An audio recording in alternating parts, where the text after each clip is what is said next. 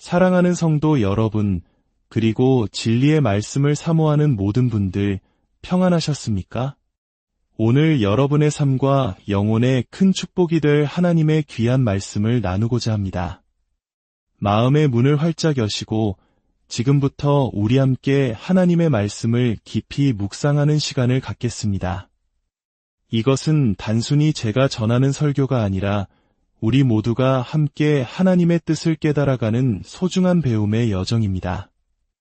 오늘 이 말씀이 여러분의 마음에 깊은 울림을 준다면 주변의 소중한 분들과 함께 나누어 주님의 은혜를 전하는 통로가 되어 주십시오.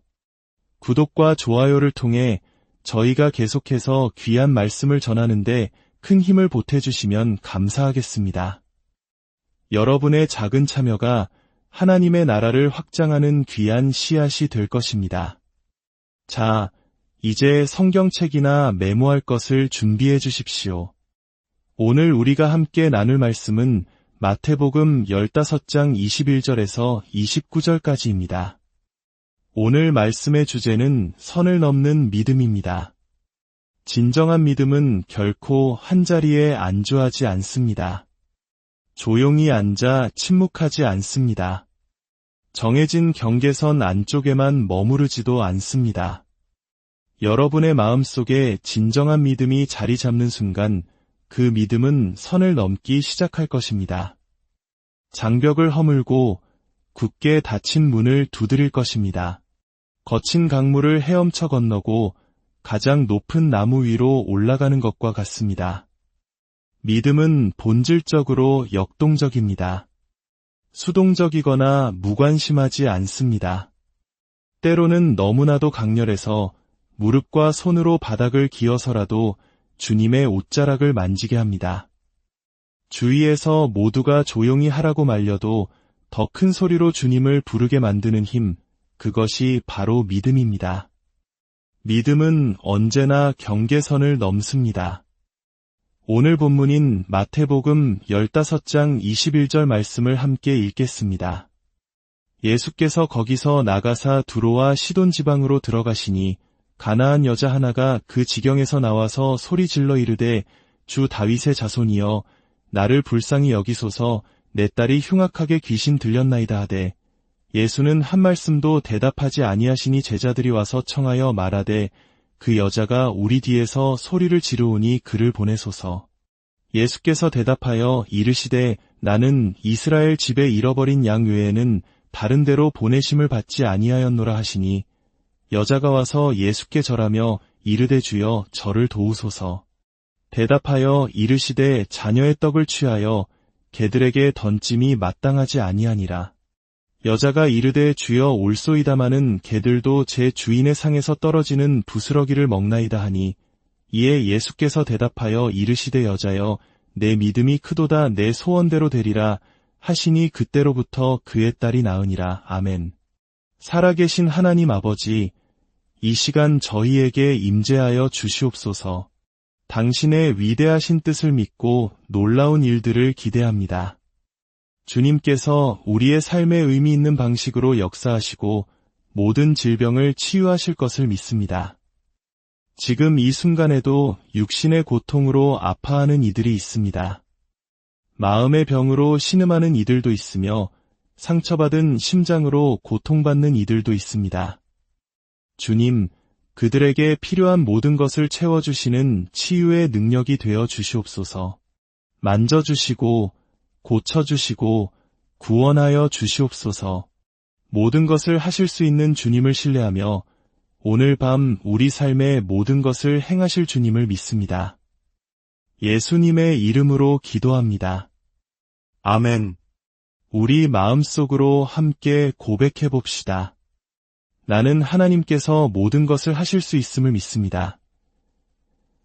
우리가 하나님께 걸어두었던 제동장치를 풀고 하나님께서 몇 가지 일뿐만 아니라 모든 일을 하실 수 있음을 믿습니다라고 고백하기 시작할 때 강력한 일들이 일어나기 시작합니다. 내가 전에 보았던 일들뿐만 아니라 종교적인 일들뿐만 아니라 내가 적절하다고 생각하는 일들뿐만 아니라 내가 기대했던 일들뿐만 아니라 모든 것을 하실 수 있는 하나님을 믿을 때 놀라운 변화가 시작됩니다. 오늘 본문은 교회에 오래 다니신 분들이라면 매우 익숙한 이야기일 것입니다. 어쩌면 한 어머니의 위대한 사랑이 이야기를 더욱 강력하게 만드는지도 모릅니다. 딸을 위해 자신의 길을 벗어나 예루살렘에서부터 먼 길을 따라온 어머니, 도시를 떠나 마을을 떠나 마침내 예수님을 찾을 때까지 수색하고 또 수색했던 어머니, 딸을 너무나 사랑했기에 온갖 조롱과 논란을 감수했던 그 위대한 사랑 때문에 이야기는 우리 마음에 깊이 새겨져 있습니다. 어쩌면 예수님께서 그 딸의 집에 직접 가지 않으시고도 치유하셨다는 사실 때문에 이야기가 강력한지도 모릅니다.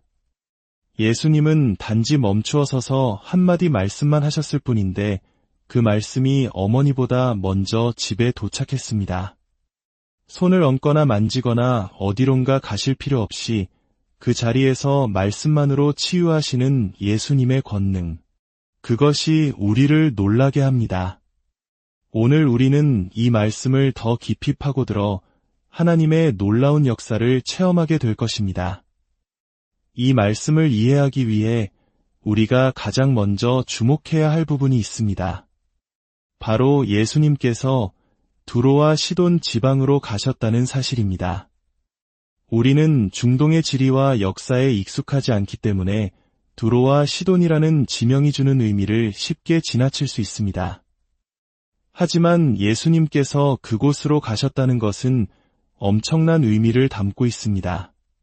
그것은 예수님께서 제자들에게 세상 모든 곳으로 가라고 말씀하셨을 뿐만 아니라 주님 자신도 기꺼이 그 길을 가셨다는 것을 보여줍니다. 두로와 시돈은 당시 유대인들에게는 이방인의 땅, 우상 숭배가 가득한 곳으로 여겨졌습니다. 경건한 유대인이라면 결코 발을 들여놓지 않을 영적인 경계선 너머의 땅이었습니다. 예수님께서는 이미 자신의 고향인 예루살렘에서도 종교 지도자들 사이에서 큰 논란의 대상이셨습니다. 그들은 메시아가 오기를 기도했지만 정작 그가 오셨을 때 그를 알아보지 못하고 배척했습니다. 주님은 논쟁과 소문에 익숙하셨습니다. 하지만 그럼에도 불구하고 훨씬 더 큰 논란을 일으킬 것이 뻔한 이방인의 땅으로 친히 발걸음을 옮기신 것입니다. 왜일까요? 주님의 사랑과 복음에는 경계가 없기 때문입니다. 우리 또한 신앙생활을 하다 보면 주변 사람들의 말에 쉽게 상처받고 흔들릴 때가 많습니다. 사람들이 나를 어떻게 생각할까 하는 걱정 때문에 주저하기도 합니다. 하지만 예수님을 보십시오. 그분은 사람들이 하는 말에 얽매이지 않으셨습니다. 대신 제자들에게 물으셨습니다. 너희는 나를 누구라 하느냐? 이 질문 앞에 11명의 제자들은 침묵했습니다. 오직 베드로만이 주는 그리스도시요 살아계신 하나님의 아들이시니이다 라고 고백했습니다. 여러분, 우리에게 필요한 것은 세상 모든 사람의 인정이 아닙니다. 하나님께서 나를 인정해 주시고 사랑하신다는 확신, 그리고 베드로처럼 나의 신앙을 온전히 이해하고 지지해주는 단 한 사람만 있어도 우리는 넉넉히 승리할 수 있습니다. 기억하십시오. 당신이 존중하는 영성이 바로 당신이 받게 될 영성입니다. 엘리사가 엘리야를 존중했을 때 그는 그의 영성을 이어받았습니다. 룻이 나오미를 존중했을 때 그녀는 이스라엘의 족보에 오르는 축복을 받았습니다. 베드로는 예수님의 전 지구적인 사명을 존중했고 결국 오순절날 그 사명을 이어받아 예루살렘과 유대와 사마리아와 땅끝까지 복음을 전하는 증인이 되었습니다. 오늘 본문에서 예수님은 바로 그 땅끝 중 한 곳으로 가고 계신 것입니다. 두로와 시돈에는 회당도 절기도 없었습니다. 그곳 사람들은 페니키아인으로 불리며 그리스 신화에 나오는 신들을 숭배하는 우상 숭배자들이었습니다. 그들의 도시 이름조차 우상에게 경의를 표하는 의미를 담고 있었습니다. 그들은 하나님 아버지나 예수 그리스도에 대해 완전히 잘못된 관념에 깊이 빠져 있었습니다. 그럼에도 불구하고 예수님은 그들을 만나러 해안을 따라 올라가셨습니다. 예수님은 편하고 쉬운 사람들, 자신의 생각을 지지해주는 사람들하고만 어울리지 않으셨습니다. 더 깊이 들어가 보면 두로와 시도는 구약의 선지자들이 저주했던 도시들이었습니다. 히브리서 1장 1절은 말합니다. 옛적의 선지자들을 통하여 여러 부분과 여러 모양으로 우리 조상들에게 말씀하신 하나님이 이 마지막 날에는 아들을 통하여 우리에게 말씀하셨으니 선지자들을 통해 전해진 말씀을 거부했던 그들에게 하나님은 마지막 기회를 주시기 위해 친히 아들을 보내신 것입니다. 문을 한 번 더 두드리시는 하나님의 절박한 사랑입니다. 하나님은 세상을 이처럼 사랑하사 독생자를 주셨습니다. 교회를 사랑하신 것이 아니라 특정 교단을 사랑하신 것이 아니라 온 세상을 사랑하셨습니다. 예수님의 보혈은 동서남북 온 세상을 구원하기에 충분했습니다. 하나님이 온 세상을 사랑하셨다는 것은 보편적인 은혜입니다. 하지만 누구든지 그를 믿는 자마다라는 구절에서 선택의 문제가 등장합니다. 우리는 세상에 속해 있기 때문에 구원받는 것이 아니라 예수 그리스도를 믿음으로 구원받습니다. 예수님의 삶에는 수많은 거절이 있었습니다. 하지만 그분은 묵묵히 자신의 길을 걸어가셨습니다. 만약 우리가 진정으로 예수를 닮기 원한다면 우리 역시 거절에 익숙해져야 합니다. 슬픔과 고통을 친구로 삼고 굳게 닫히는 문과 조롱과 멸시를 감당할 준비가 되어 있어야 합니다. 은혜는 언제나 당신의 문을 두드릴 것입니다. 그것을 받아들이든 아니든 은혜는 멈춰서서 당신에게 기회를 줄 것입니다. 예수님께서 두로와 시돈을 떠나실 때 그곳은 큰 승리나 풍성한 수확의 장소가 아니었습니다. 기적과 치유가 넘쳐나지도 않았습니다. 오히려 그곳은 큰 거절의 장소였습니다. 하지만 주님은 그럼에도 가셔야만 했습니다. 그들이 받아주든 아니든 좋아하든 아니든 가야만 했습니다. 오늘날 우리는 감정에 너무 쉽게 휩쓸립니다. 누군가 우리를 받아주지 않으면 쉽게 포기하고 돌아서지만 이것은 우리에 관한 것이 아니라 하나님에 관한 것임을 기억해야 합니다. 예수님께서 발걸음을 돌려 그곳을 떠나실 때 그 혼돈과 우상숭배의 한가운데 있던 한 여인이 예수님을 뒤따르기로 결심합니다. 이 이야기의 기적은 딸의 치유에만 있는 것이 아닙니다. 기적은 이 여인이 예수님께 나아오기 위해 얼마나 많은 선을 넘어야 했는가에서부터 시작됩니다. 그녀가 건너야 했던 거리는 단순히 지리적인 거리만이 아니었습니다. 그것은 신학적인 거리이기도 했습니다. 그녀는 다신교 사회 출신으로 여호와 하나님에 대해 들어본 적도 없었을 것입니다. 가나안 여인으로서 페니키아 도시에서 살았던 그녀는 이스라엘 공동체로부터 철저히 소외된 존재였습니다. 유대교의 율법이나 전통에 대해 배운 바가 없었습니다. 어떻게 그녀가 예수님에 대해 듣게 되었는지는 알 수 없습니다. 하지만 예수님께서 두로와 시돈의 문을 두드리실 때 그녀는 그분의 영광의 향기를 맡았던 것이 틀림없습니다. 성경은 너희는 여호와의 선하심을 맛보아 알지어다라고 말씀합니다. 그녀는 무언가를 아주 조금 맛보았을 것입니다. 예수님을 한번 맛본 경험은 그녀가 평생 섬겨온 우상신들로 배를 채우는 것보다 더 강력했습니다.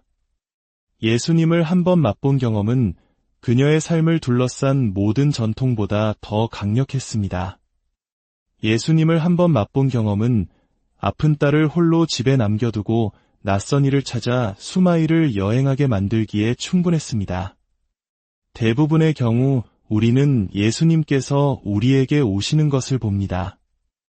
그러나 성경의 가장 위대한 기적 중 일부는 우리가 그분께 나아갈 때 일어납니다. 오늘 이 말씀을 듣고 있는 여러분, 조금 더 가까이 오십시오. 하나님은 항상 당신의 문을 두드려 주시겠다고 약속하지 않으십니다. 때로는 당신이 필요한 돌파구를 얻기 위해 움직여야 할 수도 있습니다. 여행을 떠나야 할 수도 있고 홀로 걸어가야 할 수도 있습니다. 이 여인은 무책임해 보일 수 있습니다. 딸이 귀신 들려 심하게 고통받고 있는데 그녀를 홀로 두고 떠났기 때문입니다. 하지만 그녀는 예수님께 가기만 한다면 그럴 만한 가치가 있다는 것을 알았습니다. 하나님으로부터 무언가를 얻기 위해 때로는 약간 무책임해 보일 필요도 있습니다. 그녀는 예수님께 가기 위해 그 먼 거리를 여행했습니다. 때로는 노력해야 얻을 수 있습니다. 길을 벗어나야 얻을 수 있습니다. 선을 넘어야 얻을 수 있습니다. 당신의 전통을 넘고 당신이 들었던 것을 넘고 당신이 배웠던 것을 넘어야 합니다. 믿음은 선을 넘을 것이기 때문입니다. 믿음은 움직임을 요구합니다. 종교가 있다면 가만히 앉아 있을 수 있지만 믿음이 있다면 움직여야 합니다. 믿음은 동사이기 때문입니다. 행동을 요구합니다. 내 자리를 들고 걸어가라. 내 물고기 2마리와 떡 5개를 내게 주라. 가서 그릇을 빌리라. 믿음은 당신이 행동하기를 요구합니다. 그녀는 자신의 종교적 배경이라는 선을 넘었을 뿐만 아니라 예수님의 종교적 배경, 즉 유대 율법의 선까지 넘었습니다. 율법에 따르면 이방 여인인 그녀는 예수님과 상종할 수 없는 존재였습니다. 예수님께서도 처음에는 그녀에게 말씀하셨습니다. 나는 이스라엘 집에 잃어버린 양 외에는 다른 데로 보내심을 받지 아니하였노라. 다시 말해 너는 내가 베풀 은혜를 받을 자격이 없다는 뜻이었습니다. 만약 우리가 쉽게 낙심하는 사람이라면 하나님의 축복을 결코 얻지 못할 것입니다. 다른 사람이었다면 예수님의 그 말씀에 상처받고 돌아섰을 것입니다. 하지만 그녀는 그 선마저도 넘었습니다. 먼저 주님은 침묵하셨습니다. 거절당하는 것과 침묵 속에서 기다리는 것, 둘 중 어느 것이 더 힘들까요? 위기에 처해 있는데 그 문제를 해결할 수 있는 유일한 분이 아무 말씀도 하지 않으실 때, 여러분은 하나님의 침묵 속에서 살아본 적이 있습니까? 하나님은 듣지 못하시는 분이 아닙니다. 여호와의 손이 짧아 구원하지 못하심도 아니요 귀가 둔하여 듣지 못하심도 아니라 내가 아무 말도 하지 않았다고 해서 내 기도를 듣지 않은 것은 아니다. 성경은 예수님이 그녀에게 한마디도 대답하지 않으셨다고 말합니다. 하지만 그녀는 그 침묵의 기간마저도 넘어섰습니다. 침묵을 넘어선다는 것은 가장 어려운 일 중 하나일지도 모릅니다. 침묵은 마치 하나님이 나를 돌보지 않으시는 것처럼 느끼게 만들기 때문입니다. 침묵은 나를 보이지 않는 존재로 만들고 내가 중요하지 않다고 생각하게 만듭니다. 지금 이 순간에도 고통 속에서 하나님의 침묵을 경험하고 있는 분이 계실 것입니다. 그 침묵은 하나님이 정말 나를 사랑하실까? 라는 의심을 품게 만듭니다. 이 이름 없는 여인은 끈질기고 집요한 이 여인은 하나님의 침묵을 견뎌냈습니다. 그녀는 주여라고 그를 불렀습니다. 이 한마디는 그녀가 자신의 모든 배경과 전통을 넘어 예수님이 누구신지 깨달았다는 고백입니다. 그가 선한 사람이나 선지자 이상이며 주님, 곧 아도나이이심을 알았던 것입니다. 그리고 저를 도우소서라고 말했을 때 그것은 자신이 누구인지를 인정하는 것이었습니다. 어떤 사람들은 하나님이 능력을 가지고 계시다는 것을 인정하기 어려워하고 또 다른 사람들은 자신이 문제가 있다는 것을 인정하기 어려워합니다. 하지만 이 여인은 겸손하게 도움을 청할 줄 알았고 분별력 있게 그분을 주님이라 부를 줄 알았습니다. 제자들은 저 여자가 우리 뒤에서 소리를 지르니 보내소서라고 말하며 길을 막아섰습니다. 작은 사람들은 종종 큰 권력을 행사하여 자신이 중요한 사람처럼 느끼고 싶어 합니다. 하지만 여인은 그들을 보러 온 것이 아니었습니다. 그녀는 제자들을 향해 외친 것이 아니라 오직 예수님을 향해 주여 저를 도우소서 라고 외쳤습니다. 마침내 예수님께서 아주 직설적으로 말씀하셨습니다. 자녀의 떡을 취하여 개들에게 던짐이 마땅하지 아니하니라 절박한 어머니를 개라고 부르신 것입니다. 여기서 자녀의 떡이라는 표현에 주목해 봅시다. 이 표현은 우리를 광야 시절로 데려갑니다. 하나님께서 하늘에서 만나를 내려주셨던 때를 기억하게 합니다. 자녀의 떡은 하나님께서 우리가 어디에 있든 우리를 먹이실 것임을 상기시킵니다. 내가 지금은 굶주렸을지라도 하나님께서 내 이름이 적힌 무언가를 굽고 계시다는 것을 알게 합니다. 내가 그분의 자녀라는 사실만으로도 내 문제를 해결할 빵이 예비되어 있다는 뜻입니다. 치유는 자녀의 떡입니다. 구원은 자녀의 떡입니다. 능력과 은혜와 희망은 모두 자녀의 떡입니다. 당신은 왕의 자녀입니까? 그렇다면 당신에게는 권리와 특권, 그리고 빵이 주어집니다. 예수님은 치유를 빵이라고 부르셨습니다. 당신은 치유가 필요하다고 말하지만 하나님은 그것을 빵이라고 부르십니다. 당신은 재정적 돌파구가 필요하다고 말하지만 하나님은 그것을 빵이라고 부르십니다. 식탁에 앉았을 때 빵이 멀리 있다면 우리는 빵 좀 건네주시겠어요? 라고 말해야 합니다. 다른 사람이 축복받는 것을 볼 때 우리는 질투할 것이 아니라 주님, 저에게도 그 빵을 건네주세요 라고 말해야 합니다. 하나님께서 그에게 빵을 주실 만큼 충분히 좋으신 분이라면 나에게도 빵을 주실 만큼 충분히 좋으신 분이기 때문입니다. 그러나 율법은 이 여인이 그 빵을 받을 자격이 없다고 말했습니다.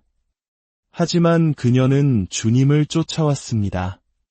포기하지 않고 그분을 쫓아갈 준비가 된 사람이 있습니까? 주께서 내 영혼을 축복하시기 전에는 보내지 않으리라고 고백하며 밤새도록이라도 그 자리에 서 있을 사람이 있습니까? 이 여인은 말했습니다. 주여, 올소이다. 저는 개와 같습니다. 이 말은 그녀가 언약 밖에 있는 자임을 인정한 것입니다. 주님은 저를 위해 이 일을 하실 의무가 없습니다. 하지만 개들도 주인의 상에서 떨어지는 부스러기는 먹지 않습니까? 보십시오. 이 여인의 믿음은 얼마나 놀라운지요. 저는 이 먼 길을 빵 한 덩이를 얻으러 온 것이 아닙니다. 저는 부스러기 하나로 만족합니다. 왜냐하면 저는 압니다. 부스러기 안에 있는 것이 바로 빵 안에 있는 것이기 때문입니다. 빵에 우유가 들어있다면 부스러기에도 우유가 있습니다. 빵에 밀가루가 있다면 부스러기에도 밀가루가 있습니다. 빵에 치유가 있다면 부스러기에도 치유가 있습니다. 빵에 구원이 있다면 부스러기에도 구원이 있습니다. 빵에 희망이 있다면 부스러기에도 희망이 있습니다. 빵 안에 있는 모든 것이 부스러기 안에도 있습니다. 그녀는 말했습니다. 저는 이방인이고 우상 숭배의 배경에서 왔을지 모릅니다. 하지만 저는 입을 여는 법을 압니다. 여러분, 입을 여는 법을 아십니까? 대부분의 사람들은 하나님이 주시는 것을 받기 위해 입을 여는 법을 모릅니다. 그저 소리치고 말할 줄만 알지 열고 받을 줄은 모릅니다. 그녀는 말했습니다. 다음에 떨어지는 부스러기는 내 것입니다. 그 순간 예수님께서 말씀하셨습니다. 여자여, 내 믿음이 크도다. 성경 전체에서 예수님께서 누군가의 믿음이 크다고 칭찬하신 적은 단 2번뿐입니다. 그리고 2번 모두 유대인이 아니었습니다. 2 경우 모두 이스라엘 공동체와 분리된 하나님을 섬기거나 믿음을 실천해 본 적이 없는 사람들이었습니다. 하지만 그들은 하나님께서 마음을 바꾸셔야 할 정도로 하나님을 믿었습니다. 내게는 다른 내세울 것이 아무것도 없구나. 잘못된 곳에서 태어나 잘못된 가정에서 자랐고 잘못된 신을 섬겨왔다. 하지만 나는 부인할 수 없구나. 너는 내 자녀들이 가졌으면 하는 그런 믿음을 가졌구나. 여자여, 내 믿음이 크도다. 예수님은 다른 곳에서 이렇게 말씀하셨습니다. 화 있을진저 고라시나, 화 있을진저 벳세다야.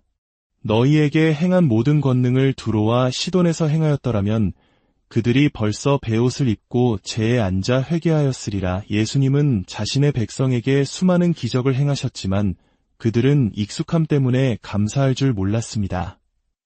주님은 말씀하십니다. 차라리 두로와 시돈 사람이 되는 것이 너희보다 나았을 것이다. 하나님께서 지금 여러분을 위해 하시려는 일은 규칙을 깨는 것입니다. 당신은 그럴 자격이 없을지도 모릅니다. 하지만 하나님은 당신을 축복하시기 위해 규칙을 깨실 준비가 되어 있습니다. 당신은 축복의 줄에 서 있지도 않았지만 하나님은 당신을 축복하시기 위해 규칙을 깨실 것입니다. 왜냐하면 당신은 선을 넘는 믿음을 가졌기 때문입니다. 내 소원대로 되리라. 내가 원하는 것이 무엇이든 너는 그것을 얻게 될 것이다. 생명의 힘과 죽음의 힘이 내 입에 달려 있다. 내가 말하는 대로 얻게 될 것이다. 성경은 말합니다. 그때로부터 그의 딸이 낳으니라.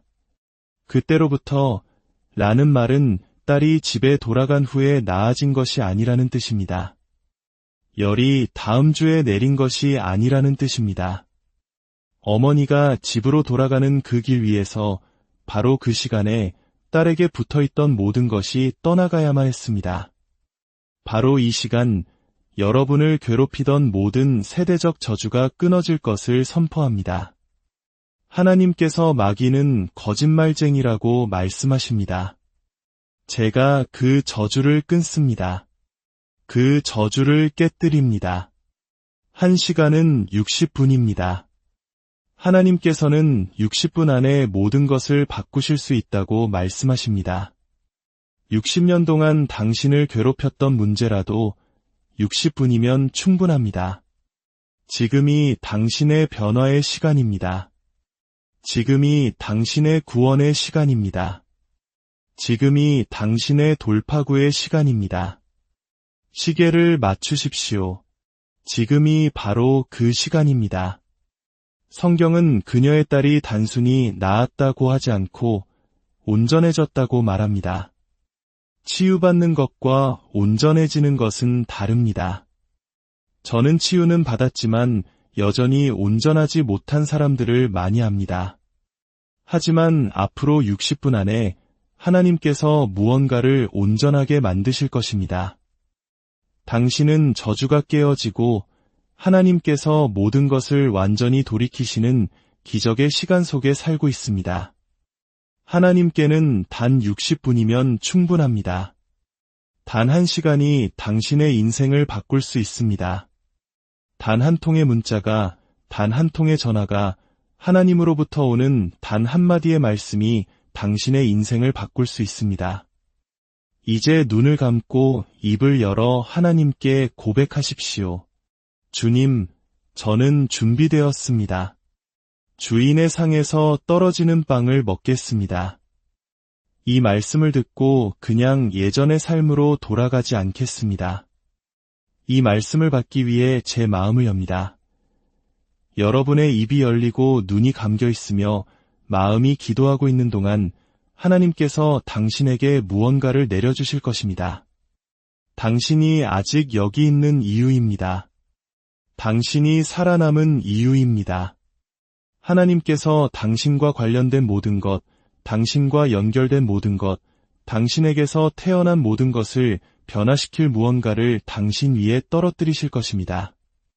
그것이 당신의 사업일 수도, 비전일 수도, 사역일 수도 있습니다.